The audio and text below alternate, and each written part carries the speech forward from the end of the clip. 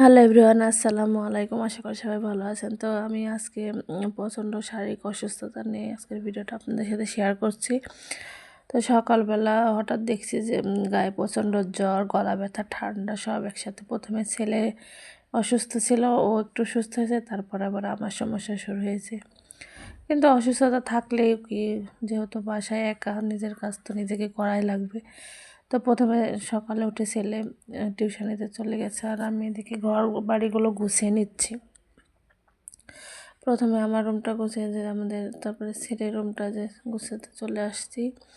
তো জানালার গ্লাসগুলো প্রথমে খুলে দিয়েছি। প্রথমে সূর্যের আসলে আলো ঘরে না আসলে ভালো লাগে না। তো আল্লাহর রহমতে আমার দুইটা ঘরে সুন্দরভাবে আলো বাতাস প্রবেশ করতে পারে।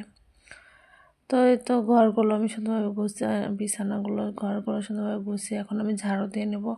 আসলে সকালবেলা উঠে বাড়ি ঘর প্রথমে না গোছালে কোনো কাজ আসলে ভালো লাগে না, সব কিছু এলোমেলো লাগে। তারপরে ঘর দুইটা আমি সুন্দর করে গুছিয়ে ঝাড়ু দিয়ে এখন আমি রান্নাঘরে চলে আসছি। তো আমি আজকে গ্যাসের চুলাতে ভাত আর যেখানে কিছু মরিচ ভেজে নিচ্ছি।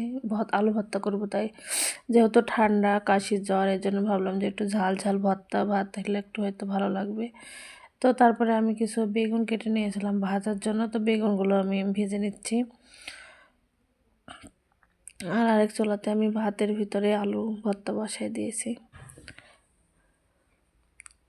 যেহেতু বাসায় একা থাকি, হাজব্যান্ড বাইরে থাকে, আমরা অসুস্থ হলেও নিজেকেই করা লাগবে। বাচ্চা ছেলে আছে বাড়িতে, তাকে তো কিছু খাবার দেওয়া লাগবে, তাছাড়া তো উপায় নেই।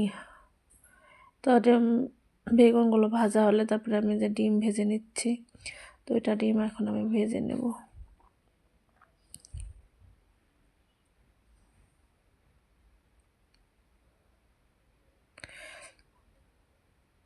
আর এই অসুস্থ হইলে মনে হয় যে সর্বপ্রথম নিজের মায়ের কথা মনে পড়ে। বিয়ের আগে যখন অসুস্থ ছিলাম, মা তো সবসময় মাথার কাছে থাকতো, কি খাবো কি না খাবো, এটা খাবো কি ওইটা খাবো, সবসময় জিজ্ঞেস করতো।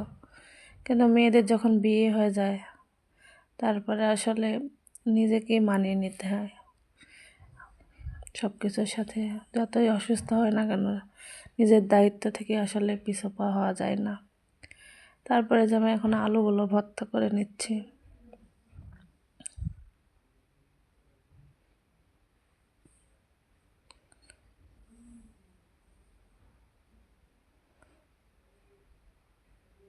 এই তো এখন আমি ছেলেকে খাবার দিয়ে দেবো, প্রাইভেট থেকে চলে আসছে। আমাদের জন্য সবাই দোয়া করবেন। আজকে এই পর্যন্তই। ভিডিওটা ভালো লাগলে লাইক, কমেন্ট, ফলো দিয়ে পাশে থাকবেন। আল্লাহ হাফেজ।